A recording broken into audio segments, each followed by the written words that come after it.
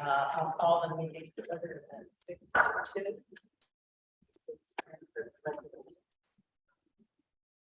Pledge allegiance to the flag of the United States of America, to the republic for which it stands, one nation, under God, indivisible, liberty and justice for all.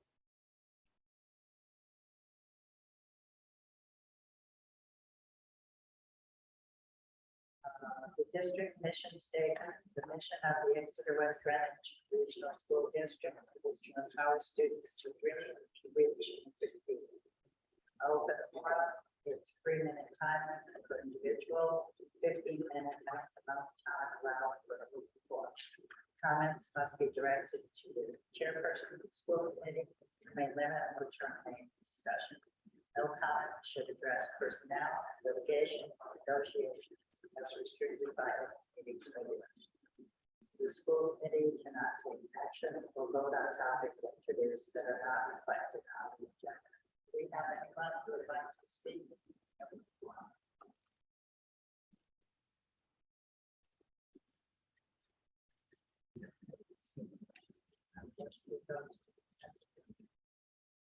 Okay, under consent, we have the approval of the regular meeting minutes from June 21st. And the executive session from June 21st. Those were the ones that were tabled at the last meeting. Because we didn't have a full vote. We also have the regular meeting executive session meeting minutes from July 12th. We have several appointments. We have the first 1, 2, 3, 4 are teacher assistant positions. We still have some that we're trying to fill. And then the next 3 are the football coaches. We have 2 leaves of absence, 1 certified, 1 non-certified, and some resignations that connect to some of the coaching appointments. And then we have our monthly bills and some homeschool approvals. I'll note that for under appointments, appointment 1A, we can cross off pending receipt of all mandatory district paperwork. We have everything.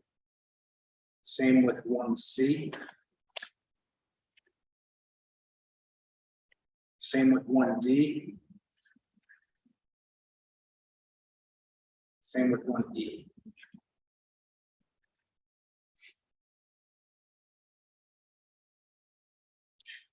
Is there anything anyone would like to vote? I like the minutes poll because I don't think you have a quorum to those. Right.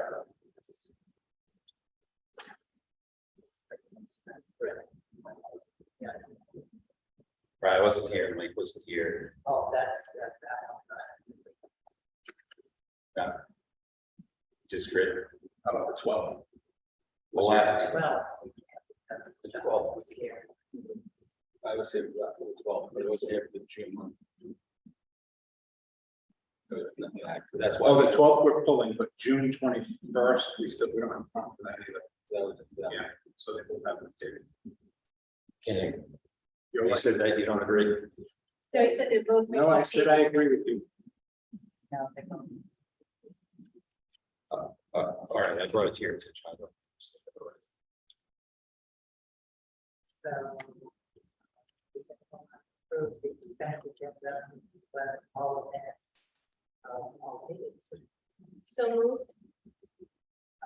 Second.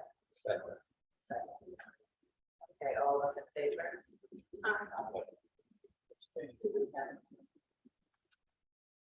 Yes, I think we have, I know we have Melody DeFranco, who will be a teacher assistant at the junior high school. Melody, welcome. And Shannon Dorosky will be a teacher assistant at Walla. And they have both sub in the district quite a bit, and we're super happy to have them on board. So welcome, it's official. Thank you. Thank you. Welcome.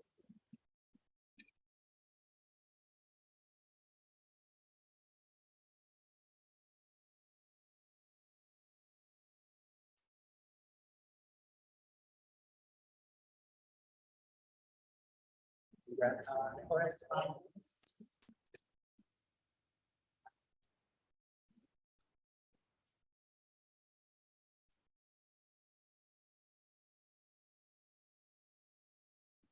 No, And the budget projection. so that actually is the 2022-23 budget projection, because 21-22 is gone.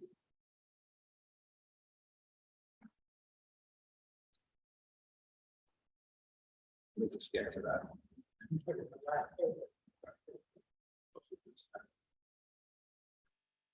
Yeah, that's the budget projection for 22-23, and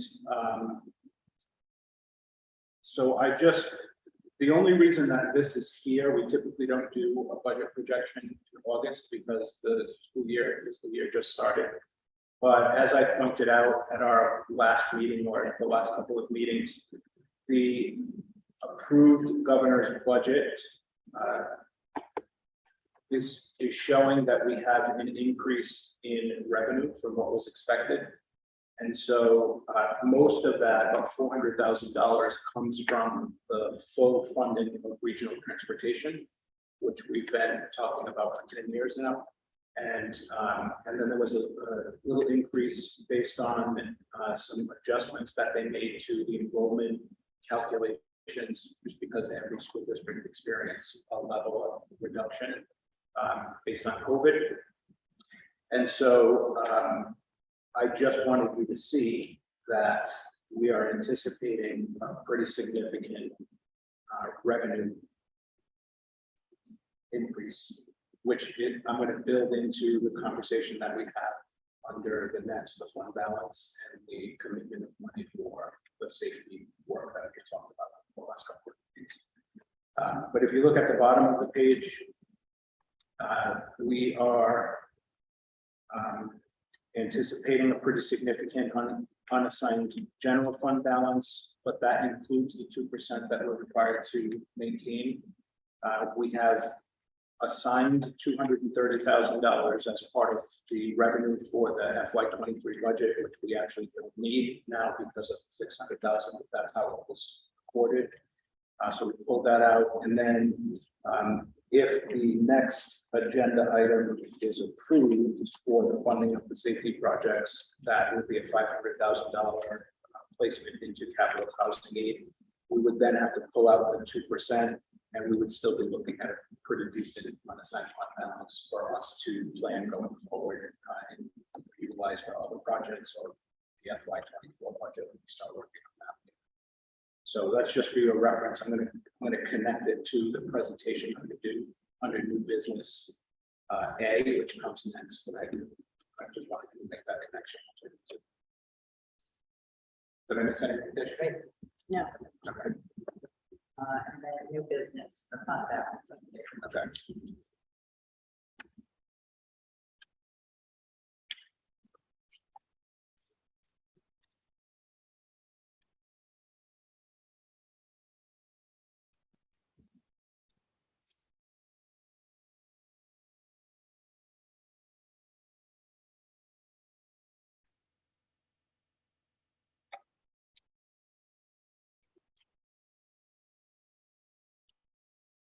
Okay. So first, just a really quick overview of fiscal year 2022, which is the year that just ended on June 30th. We started with a pretty good fund balance. Again, that included the 2% set aside at the beginning of last fiscal year. We were required to pull out 2% to hold for policy. And then we anticipated an ending operating budget, an ending operating balance, which we reported on July 12th. But I just want to point out that part of the reason why that is so high is because the school committee voted to pull $400,000 out of the WB, the reserve. So that dropped into unassigned fund balance, and on the same motion, the school committee also voted to move that to the post-employment benefit fund line. So it looks like we have a pretty high operating balance, but 400,000 of that came to us from WB for your vote and immediately went out to fund post-employment benefits. So that happened on the 8th of February 22. In the 2021 school year, we utilized $250,000 as a revenue in the annual budgeting process. And there were several votes that took place during the school year. And part of that, in January, the school committee voted to move $300,000 into school improvement and computer technology. And that was when we were looking at items that were one-time expenses in the budget for FY23, the budget that we were producing for this fiscal year. And we pulled them out and assigned them to those categories as a way to help balance the budget at the time. And then at the last meeting, the school committee voted to, or the June 21st meeting, the school committee voted to take money that was in the operating budget for 21-22 and just move it to technology, because we tried to spend it, but because of supply chain issues, we couldn't get the items. So a strategy was to just pull it out, put it in technology. They were technology related items. And then Jeremy will continue to work on trying to secure those items once they're available for us. So at the end of all of that, so this.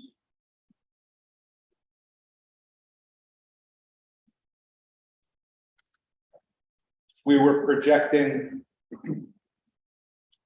969,657 still in unassigned fund balance. And when we add back in the money that we set aside for the 2%, it means we'd be starting this FY23 year at 1,643,682. We are required to keep 2% aside, so we're subtracting that out. This projected FY23 ending operating balance is the added revenue that I just pointed to in the FY23 projection. So that's why I wanted to do that first. We have assigned $230,000 from the unassigned fund balance as a revenue in the FY23 budget. That was done before we knew that the governor was going to fully fund regional transportation. And then per our conversations that we've had over the last couple of meetings in terms of school safety, we went into executive session. We talked about some of the recommendations, and we talked about the money that is available to us to fast track some improvements, some safety improvements based on the site visits that we did with the chief. We need to put money into the capital projects housing aid, because remember, the strategy is we pay and then we submit for reimbursement, and we get the 61% back based on our regional reimbursement rate. And then we can utilize the money that we get back in reimbursement to continue to do some of the recommendations that are on that list. So we kind of talked about the tiered level of improvements that we would do. We did that in executive session. This is just a funding source to make that happen, which I promised I would bring to you at this meeting. That would still leave us with an anticipated total unassigned amount of just shy of $900,000. And that does not include the 2% that we previously set aside for school committee policy. So we're still in a really good place. And that is our current status. Tish and I worked quite a bit on this to get this up to date. Did I miss anything? Okay. Questions on that? So we'll get 61% back on the motion that we're going to. Yeah. On the 500,000. Correct. And that would show up in next year's budget. So the 60, when we get money back based on capital improvements that we do, the money has to be placed back into the capital projects housing aid. So we will see it in next year's budget, but it will show up under the capital project housing aid budget. And it will just be money that we can use for additional capital projects that we need to do. Because we know that we're not going to be moving forward with another bond request anytime soon. So any improvements that we need to do, we'll have to self-fund, and this will be a strategy for us to do the self-funding method that we've done many years in the past.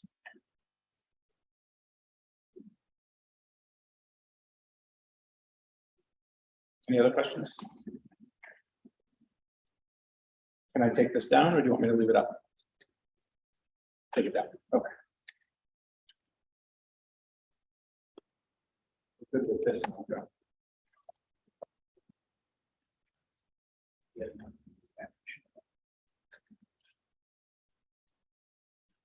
Thanks. Okay, I'll make a motion to bet $500,000 from unassigned fund balance to capital projects as paid for the purchase of facilities safety upgrades. I'll second it. Any more discussion? All those in favor? Aye. Carries. Thank you. The 22-23 school calendar. Yep. So one of the bills that was passed in the General Assembly this past legislative session has to do with the Right to Read Act. And I know I have reported out that we're required to have a large portion of our teacher staff fully trained in the science of reading. That includes every elementary classroom teacher, every special educator, pre-K to 12, every reading teacher, pre-K to 12, and every other person with one of those certifications who wishes to extend that certification. That includes most of your administrators, including 3 at central office, myself included. The science of reading training is 8 full days plus 30 hours per unit, and there are 8 units, 30 hours that have to be done outside of the full day training that we have. So it is pretty extensive. We did 4 of the days of training. We did 3 last year, 1 at the end of the previous year, and now we're in volume 2 of the training, which is the last volume. And so we basically initially committed every one of our professional development days to the science of reading because we're required to have it done by what previously was 2023. 2023. It had to be done by the end of calendar year 23. So we had it mapped out where we would do 3 this year and 1 at the beginning of next year, which would have us all completed by the end of calendar year 23. We are in a really good place, but it is at the expense of any other professional development. For example, in the implementation of all the new curricula that we've adopted for reading at all of the levels, elementary through high school. We're in a good place compared to many other districts, but many of the districts expressed a lot of concern about meeting the deadline and then about the amount of time that it takes to get this work done with a limited number of professional development days. So in the act, you can see on page 3, they extended the completion date, the requirement for the completion date to 2025. So it's the last, it's letter N on page 3 in blue. You can imply that they extended it to 24-25 school year. And they also say school districts shall be able to replace up to 3 student instructional days per year with teacher professional development days in order to meet the requirements of this section. So we previously adopted this calendar, and the changes that I've made are that on August 30th, which originally was professional development day, one of the 4 that we had, I am indicating that that would be an instructional day that would count towards an instructional day per the legislation that I just read to you. And the same thing on March 14th. which previously was an asynchronous day. And we know that parents hate those days because it means the kids stay home, we send work home, and the teachers are not available to support the children. There's not a parent I've spoken to that said they love those days, including myself, I must say. So I just removed the asynchronous day because we can count that as one of the professional development days. That means that we have one additional PD day per semester. So we'll be shortening each semester by 1 day to allow for science of reading. And then we were able to add, which is important. I mean, you can't see it on this because of the coloring, but September 13th is a primary day. And most schools do not have children in school on primary day. We had children in school. I knew that was a possible issue. So we just changed that to a regular professional development day where we're going to focus on curriculum implementation and all the things that we are struggling to fit in because of the science of reading. The good news is at the end of the school year, we will be either completely finished with or only have 1 day of training left, and all of our teachers will meet the original deadline, which just gives us some flexibility that we're looking for. So we are not asking for 3, we are asking for 2. The law says we can take up to 3. I did 1 per semester, and because it's a change, I'm bringing it to you for your approval.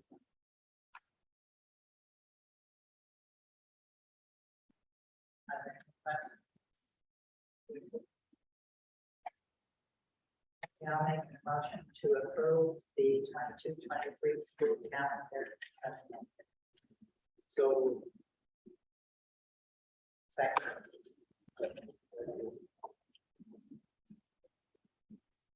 All those in favor? Aye. Thank you.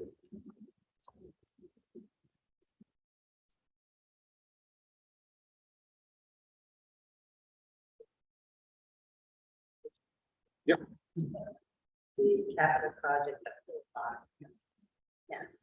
So when we last met on July 12th, there was a bid opening scheduled for July 21st. And unfortunately, no contractors attended the open bid. So the consensus of the building committee was to extend the general contracting bid to June 2024, the work to be, to begin this summer of 23 through June 2024. To extend the timeline to provide contractors with the opportunity to bid after closing out their current projects. Additionally, the committee approved going out to a public bid rather than limiting it to the MPA, which is what they did on the first round. The public bid specs are in draft and they'll be presented to the building committee soon. I was emailing about when you can anticipate calling a meeting for them. So regarding the roofing and the site work projects, the contractors have not yet begun their work, but they have attended the scope review, the required scope review sessions, and they've been in contact with follow-up paperwork and material ordering and job scheduling to include, working after hours and on school breaks are underway.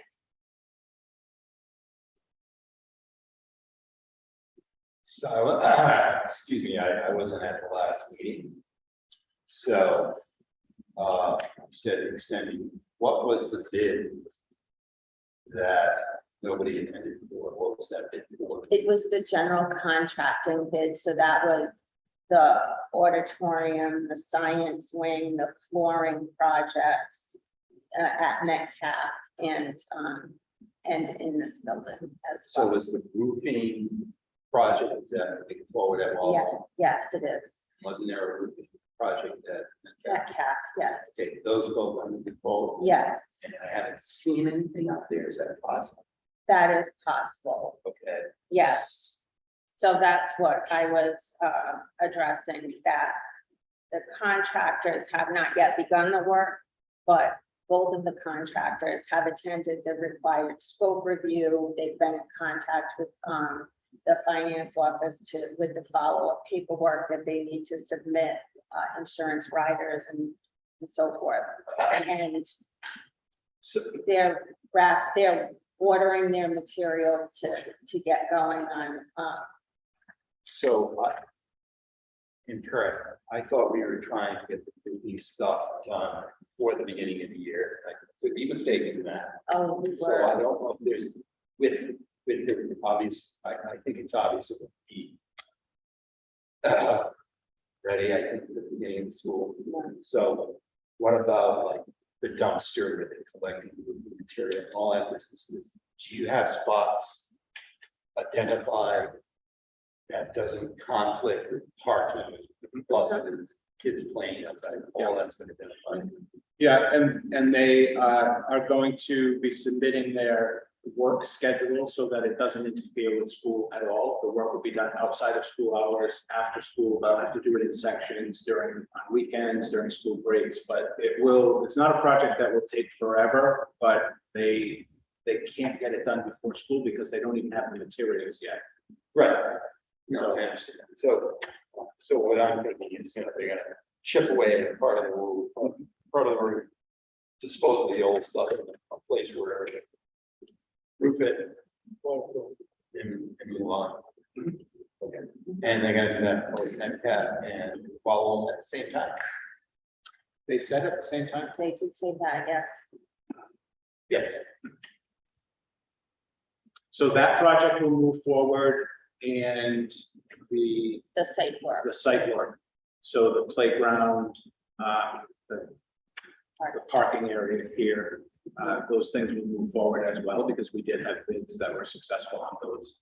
It's just the other stuff, the inside stuff, auditorium, flooring. That's what we have to wait for, because we had no bids. Right. Yeah. So what you're telling me is when the kids are in school, they're not there. Correct.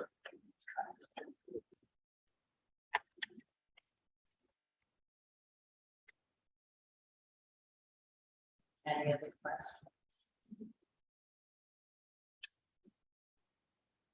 Thank you.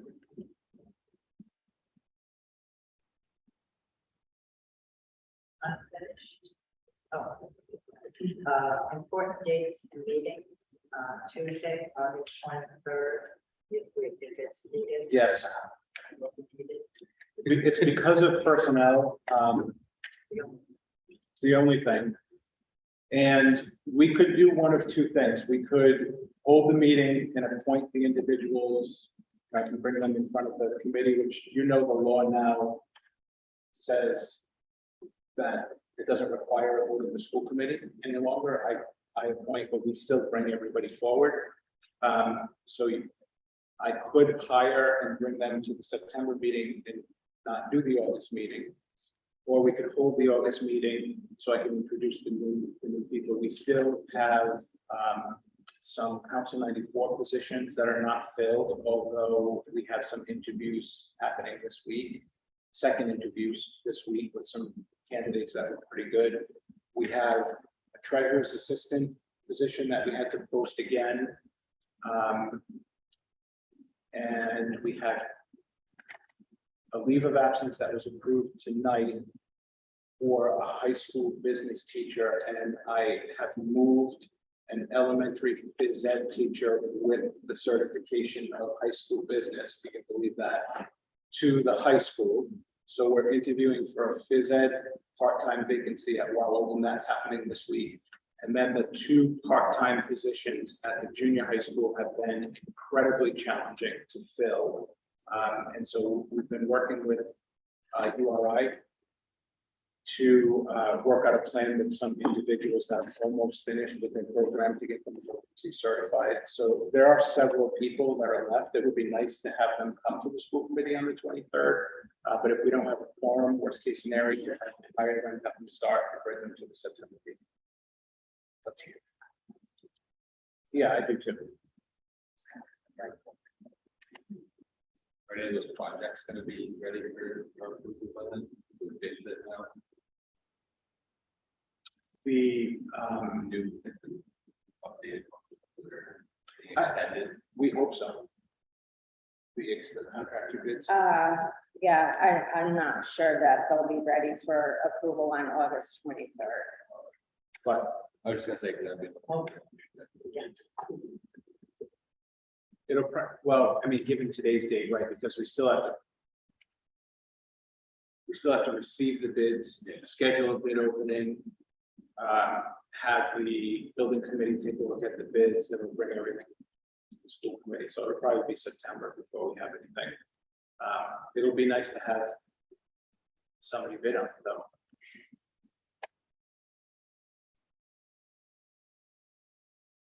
I do feel positive that that will happen because it was the time crunch, was a lot of the feedback that they were getting about why people weren't bidding because of the time crunch to have everything done. The original bids were like to be done, this year. Yeah, That was a good plan. yeah. And there are so many school districts right now that are doing projects that the small pool of contractors are busy. So a lot of them said they were interested, but because of the time crunch and the volume of projects that we were looking to have done at the same time, they just couldn't. They didn't have the availability to get the work done, which is why they didn't bid. So.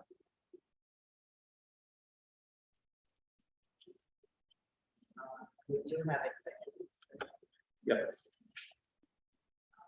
So, the motion to move to executive session. 6:35. It's with RGL 42-46-4, 42-46-5, 42-46-5, 42,